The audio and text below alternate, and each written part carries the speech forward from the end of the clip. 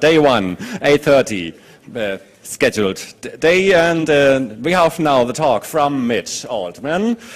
Make cool things with microcontrollers, and I've seen some things I do find really cool now. Have fun and give him a welcome.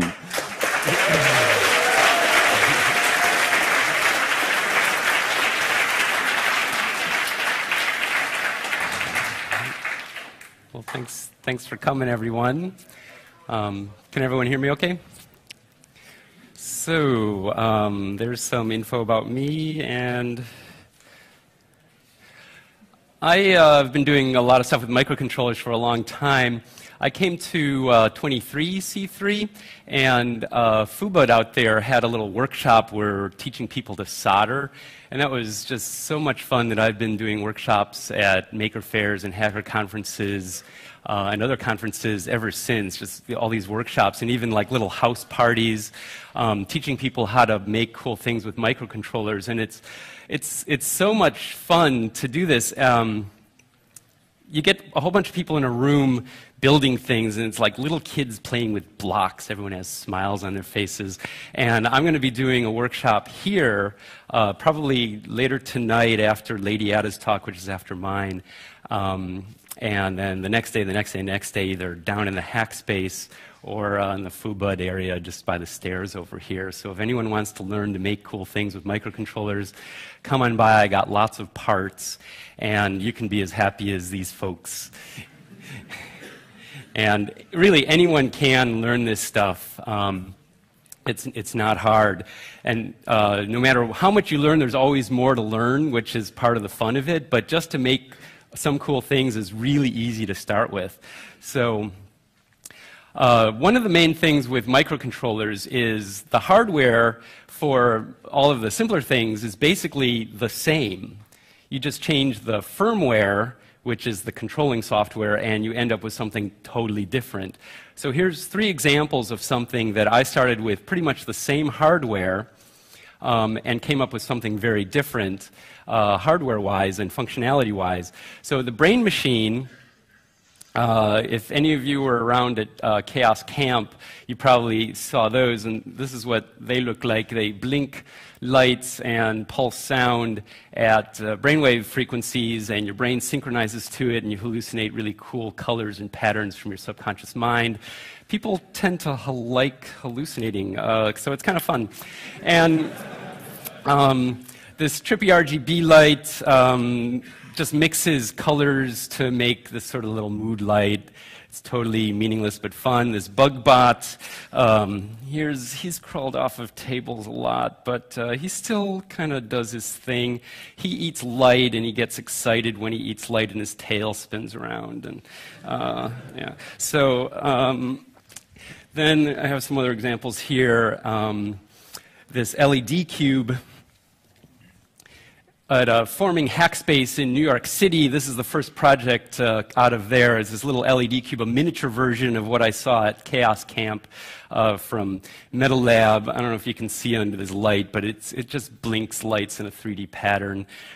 Life-changing event, of course, but it's fun. And then I also hacked TV Be Gone, which is this, and all of it came out of this kit here, which is a mini POV made by Lady Ada, who makes lots of cool kits to teach beginners and experts alike how to make cool things out of microcontrollers. This thing, there she is waving it back and forth, and that's this thing here. So if you wave it, I don't know if you can see, but you can program it through this serial port. Any computer that has a serial port or a USB port with a USB to serial converter can program this chip, and it's really super easy and fun to build. Just about anyone can do it, even if you've never soldered before. One of the cool things with this is it's open source. So everything's free, and you can download it from the web, except for, of course, for the parts themselves, which are pretty cheap. And since it's open source and all the info is online and there are cool workshops where people can teach you stuff, it's easy to hack. So you can hack any of those other projects that I showed you. Yeah, so I'm going to talk mainly about this one, but I'll say a little bit also about a TV Begone kit, which came from hacking this into a TV Begone. Oh, one thing, just to go back to those other slides, look at the hardware of these things. You can see that all of them have this board on it. The hardware really is the same. You can see the serial port on all of them, and maybe the chip, the bug bot, it's kind of hard to see because it's covered in a solar panel, but they're all hacked from that. So the brain machine, I wrote an article in Make Magazine issue number 10, which came out this past summer, and it's been way more popular than I thought. I had a lot of ideas about why that might be fun to do, and I guess it's resonated with a lot of people, and it's cool. Later on, I've got a whole bunch of them if you want to try them out just for a few seconds or for a long time. Just find me. I'll have them at my workshop, and you can check it out. I've got a few pictures I'll show you of what people look like when they're wearing them, and you can be one of them. But let me talk about brainwaves a little bit. There's a whole spectrum of brainwaves that any person's brain, if they're alive, emits. So, and they're somewhat arbitrarily, but somewhat functionally divided up into 5 bands. So the lowest ones, well, let's start with beta. Beta is what most healthy adults are emitting when they're awake and thinking. Like right now, you're listening to me. If you're not spacing out and daydreaming, like you, then you're in beta waves. That's when you're just sort of thinking about stuff and not too deeply, but just paying attention. Then alpha waves is what happens if you're kind of like drifting off, and if you're going between awake and asleep. And I can't help but put a dig into TV. There's only one thing that has ever put people into alpha waves, and only alpha waves, in 2 million years of human existence on the planet, and that's TV. So alpha waves is associated with total passivity. Now, there's nothing wrong with alpha waves. We couldn't live without them. However, if you're only in alpha waves, then all of the crap that is being put in TV programming and commercials goes right into your subconscious, so whether you're conscious of it or not. So, okay, the next level down, lower frequencies, is theta waves, and if you're just doing theta, that means you're deep asleep. But if it's theta in conjunction with some other things, there's also different states of mind. And delta is the next one down, and that's like way down there. But it's interesting that when you're in a creative process, and that can be whatever realm you're in. If you're a software geek and you're just way into debugging or figuring out a new cool project, you'll be pulsing some delta waves, and there'll be theta, there'll be alpha, there'll be betas, all this stuff going on at once. And, or if you're a runner really in a groove, or if you're a fire and brimstone preacher preaching hellfire, you know, in a groove there. Everyone in that groove has a pretty similar brainwave pattern that you can measure with an electroencephalogram. And I'll talk more about that in a sec. Another state of mind that deals with all of these brainwave types is meditation, something I've been doing pretty much all my life and get a lot of benefit from it, and that's one of the reasons I wanted to make the brain machine, was to kind of trick people into trying it out. So I made it fun to try out. Yeah, the hallucination stuff. So the next thing is gamma waves, and I don't use that in the brain machine because when you try to stimulate brains with gamma, people tend to get anxious, and there's already enough anxiety in our world already, so I figured I'll stay away from that until we learn more about it. There's not a whole lot known up in there. Some of these slides are left over from my talk at the camp. I don't want to go over all of it because we don't have a whole lot of time, but basically, meditation, we can play with brainwave frequencies. The brain machine, let me back up a step. The brain machine plays brainwave frequencies into your brain, if you're wearing the brain machine, through these pulsing lights. and through this headphone jack into headphones. So these brainwave frequencies synchronize your brain to the frequencies that they're pulsing at. And it works on 90% of people who try it. The other 10% just don't like it. So 90% is pretty good. That's better than most medications. And so given that this works on a lot of people, we can give a brain a sequence to follow. And what I made for the brain machine is meditation sequence. So one of the rules with synchronizing a brain to external frequencies, which has a fancy name called entrainment, you start where the person's at and then bring them where they want to go. You cannot bring them where they don't want to go, which is why the Secret Service of the US and the Soviets dropped all of this research. And so anyways, with meditation, you start with someone who's awake, so it's beta waves, and then you start adding a little bit of alpha, reduce the amplitude of the beta, hang out there for a while, and then go into theta, bring in some more sort of subconscious activity. And now you have a unique situation where you have some conscious activity with the beta, some subconscious activity with the theta, and this alpha to kind of bridge it. So you can be more conscious of stuff which is normally subconscious, or so the theory goes. And then you start pulsing some delta to trigger off some creative thought, and hopefully you're connecting with some really cool stuff deep inside that doesn't normally come up, and you can do cool ideas, cool projects, whatever. It's all inside of you. Go in there, check it out. You'll like it.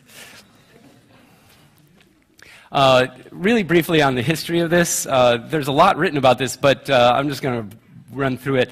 People have been doing altered states of consciousness ever since people have been bopping around. So one of the early ways that we still use is through trance dancing. And the drumming in older societies is in alpha and theta wave frequencies. So that perhaps synchronizes people all in a group with this context of all going to this cool place together, and it can get pretty high. In the 2nd century, there's this guy Ptolemy who really loved it when he noticed through a spinning wheel some light shining through it, and he started hallucinating, and he wrote about that. And that's left down. It wasn't until the 1920s that we had a machine to actually measure brain waves, and people were into radio and all this stuff, and you could measure the emissions of a brain with the invention of an electroencephalogram, EEG. And this guy in the 30s was the first one to use it to measure humans' brain waves.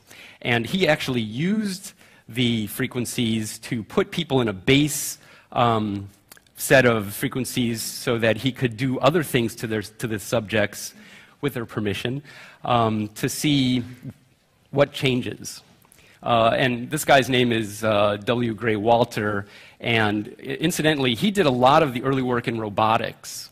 His main thing was trying to figure out what is a mind and how does it work.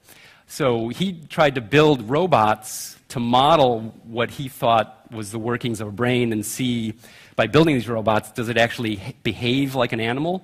And he found a lot of interesting correlations. Way interesting character. You can look him up. A lot of books of his are still in print. Fascinating reading. In the 50s, there was this Beat Generation guy, friend of Jack Kerouac and all these other people, Burroughs and Ginsberg, etc. Brian Geisen. Most people haven't heard of him, but he was behind the scenes in a lot of these characters and gave them a lot of the ideas that they became famous for. They ran in crews with him. One thing that he created was the Dream Machine, which is pictured there. It's got some cool-looking slots, and it stands on a 78 RPM turntable and spins around, and you put a light bulb inside, and you sit down like these folks are doing with their eyes closed, and then they start tripping out on alpha waves. And people have since changed it to 45 RPMs because 78s are hard to come by. And a friend of mine built it, and this was at a party of his. And I had a bunch of brain machines there, and so we had a dream machine, brain machine room for the party. That was tons of fun. So in the 70s was the first time that there was a patent made with this kind of stuff. The first brain machine was made, kind of like this, but it cost like $1,000. Little chips that are cool like this didn't exist back then, and they were hard to program. They also didn't, it wasn't, not as much it was known about brainwaves back then either. So like the dream machine is just alpha waves. The early brain machines were just alpha waves. But you can do cooler things if you do things with all of the different ones. In the 70s, also, there was a lot of research to see therapeutic value in trying to entrain brains. And they found some interesting results. Also, discos started purposely pulsing things at alpha waves to really kind of like the early dances around the fire, the rituals. And they stopped doing that because people who are epileptic sometimes go into seizures. So that's one sort of caution with these things. If you're epileptic, you shouldn't really be around these kind of blinking lights. But it's only a small percentage of epileptic people, and otherwise it's totally safe and totally fun. Yeah, and then it became really popular in pop culture with this guy who wrote a book, Mega Brain Power, Michael Hutchison. And he made all these wild claims, and you know, some of it might be bogus, and some of it's kind of cool, but you can check that out for yourself. And one thing also, some people say that if you have ADHD, which is way overdiagnosed, it's hyperactive, like people who used to be called hyperactive, it's ADHD nowadays. People who actually have this, some people say that it makes their condition worsen. Other people says it helps it, but sort of a caution there. And then I just put myself at the end of this. Earlier this summer, I wrote this magazine article, and I didn't really do anything too new. I just did it really cheap. These things exist commercially, but for $100 to hundreds of dollars to thousands of dollars, and this thing you can build for $30 US, 20 euros, whatever, and you can do it yourself. It's fun, and yeah, they're popular at parties.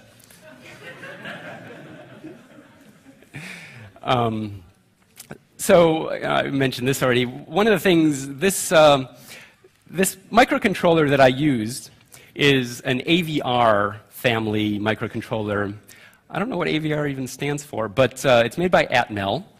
And they're really cool microcontrollers. There's a huge open source community around the world that use these.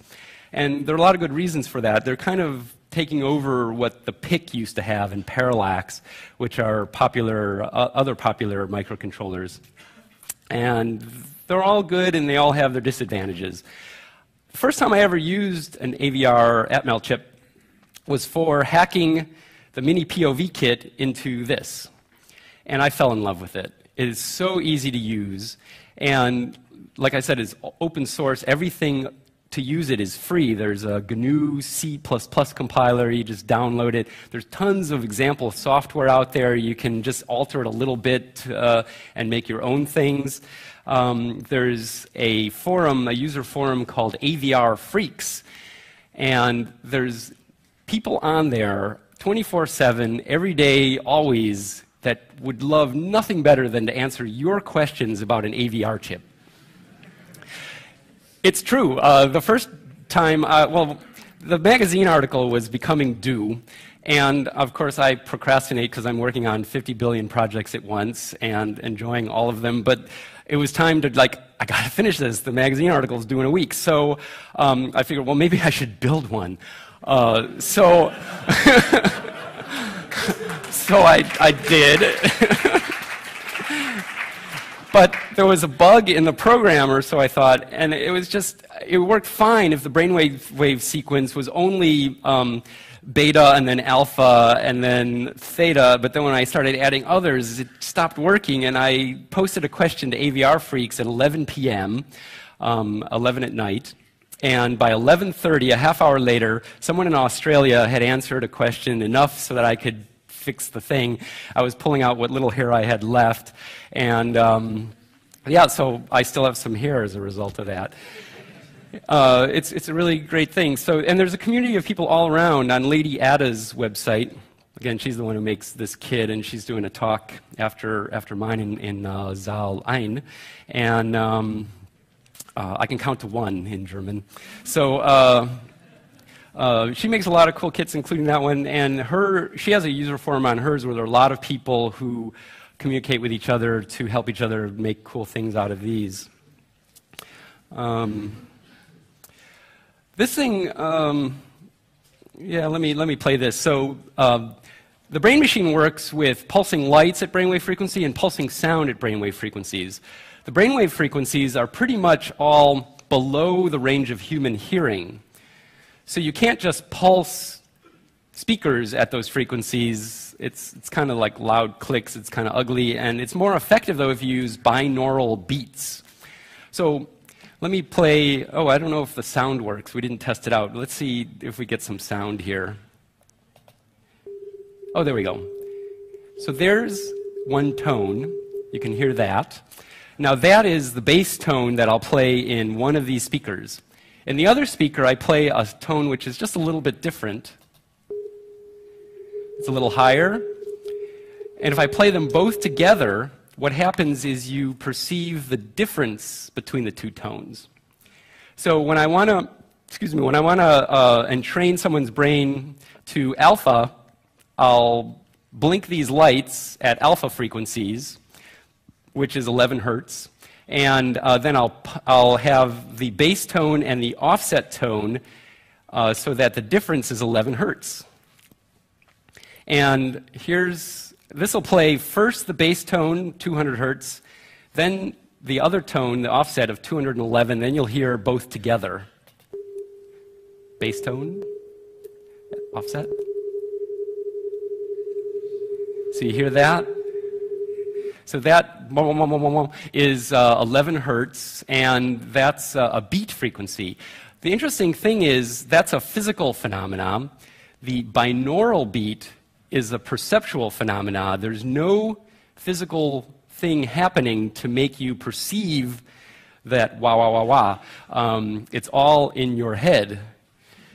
So the thing is, all of this is all in your head. Something is going on outside of us, but what is it? We try to put that together as best we can, but we don't understand that. We have a brain and we're trying to figure out the brain from our brain. It's not going to work. But we do the best we can, and we can have a lot of fun with it, and we can even call it fulfilling. So we might as well go for it. When you do this with the headphones, the bass tone in one ear, the offset in the other, there's no beat frequencies, but we perceive the binaural beat. And that's always going along with this brain machine with the frequency of the blinking lights. And it goes through a sequence in this particular project as a meditation.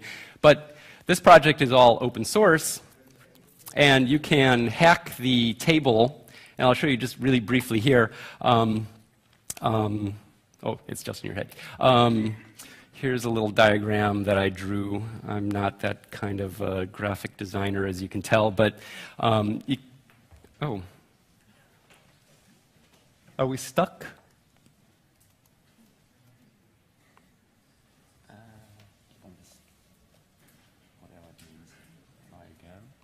Ah.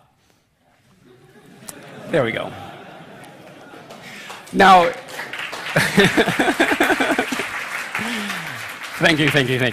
By the way, I've submitted this to Make Magazine, and of course they didn't print this, and they came up with beautiful artwork in its stead, which is a testament to how great their art department is there. But anyways, this is just all the various parts of what goes on with a brain machine.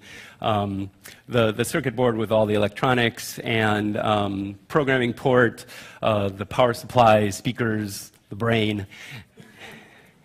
And this is what I was getting to. So there's in the firmware, oh, by the way, for those who don't know, firmware is actually a technical term.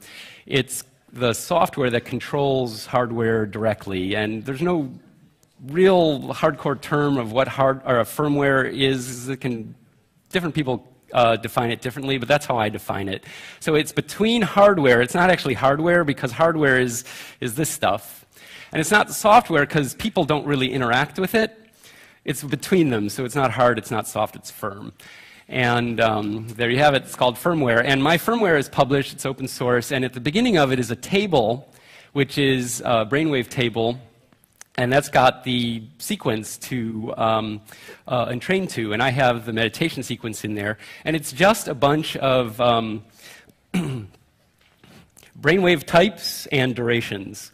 And for just so it all fits into a 2-byte quantity, I have them in 10,000ths of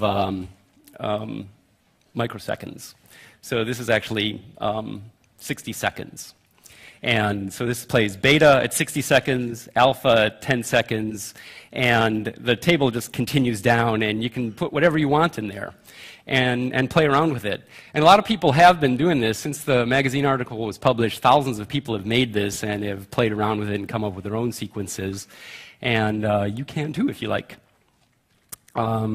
I don't think I have time to go into the firmware too much. The firmware is actually very easy. It's just a loop that goes through that table and pulses the lights. It just pulses the one output pin for the lights. And it uses an internal timer for the bass tone out of one ear, another internal timer for the bass, or for the offset frequency for the other ear. It just goes through the table. Here's the hardware. And how are we doing for time here? I don't have time to go through too much, but there's not a whole lot to go through. This is the microcontroller. That's the programming circuitry, just that serial port and a handful of parts. Some LEDs that are only used for testing. This is a low-pass filter to round off a square wave coming out of the timers because square waves are kind of harsh on your ears. So it just rounds them off a little bit, and then it goes to the headphone jack. And then just LEDs on a couple of output pins, and that's that. And just to show you, the hardware for the mini POV is almost exactly the same as this, and this is it as published on Lady Ada's website. If you blinked, you probably didn't even notice a change. Here's the brain machine, and here's the mini POV. Very, very much the same, just changed the two of them go to sound. Two of the LEDs, rather than being over here, go to your eyeballs, and two of them go to a headphone jack, so they're sound instead of light. And I'll just show you quickly the trippy RGB light is almost the same hardware too. Instead of all red lights, we got a red, a green, and a blue, and I'm pulsing them with something called pulse width modulation, so I can fade them in and out at different rates to get different colors. And here's the bug bot. That's the most complex one. It has a couple of LEDs for his eyeballs on his antennae, and then the motor is just another output pin, and it just puts current into the motor. And I also use an input cell with input pin for a solar cell, so I can detect when he's eating light. He likes eating light, and he gets excited when he eats light. I showed you that. So that's that one. Oops, I went too far. The TV Begone is very much the same too. It only has one output, and it's an infrared light, and I pulse that at infrared frequencies to turn off TVs, which are, it's a really good thing to do. If you haven't done it, try it. I think you'll like it. It'll give you much more time to build cool things with microcontrollers and have a life. So I recommend that. This is a fake screen. It's just there's. If I had a black box, which I originally had, and I'm like turn it on, then people are like, "What is he doing? Is he a terrorist?" That word is used a lot lately, if you've noticed. But if I put this little sticker on it, no one blinks. So. At workshops over the summer and fall, I was having people build these along with whatever else they wanted to build hacked from the mini POV kit. But that grew into an actual TV Begone kit. And I didn't bring one with me. So I can't show it to you, but I do have a picture. Yeah. And Lady Ada and me got together to build this kit. It has 4 emitters, so it can turn off TVs at 40 meters away. And I might as well show you this, too. This one hasn't been field tested yet. I'm hoping to do that at Saturn tomorrow. And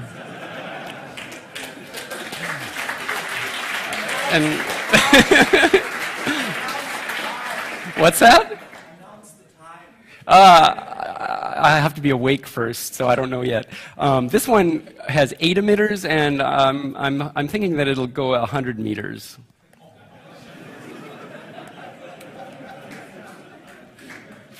So we'll find out. I'll let you know. So the cool thing with the TV Be Gone kit is it uses a little teeny Atmel chip, and it's programmable with a programming port, and it's all open source, so you can reprogram it. You can put your own codes in. You can change it for stereos or DVDs, or mute channel, or add new codes as they come out. People are publishing them on the user forum and ladyada.net, and it's fun, and it's super easy to build. So I've been doing that in my workshop more recently. This just came out this fall. So yeah, so you can build them here. I mean, I'll be doing workshops whenever I'm awake. Find me in either the Hack Center or this Faux Bud Space, like I said earlier. Or you can just download the stuff from my website, cornfieldelectronics.com, and there's a Maker Faire button. That was the first time I did a workshop, was at a Maker Faire. And info is also on Lady Ada's website and user forums there. So I think that's pretty much it. So yeah, any questions?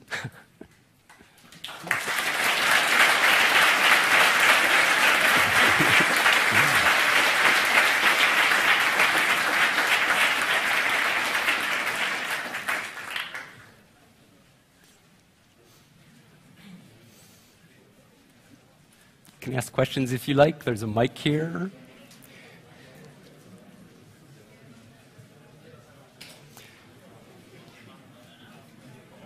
Well, if not, find me, and if you want to try a brain machine, just ask.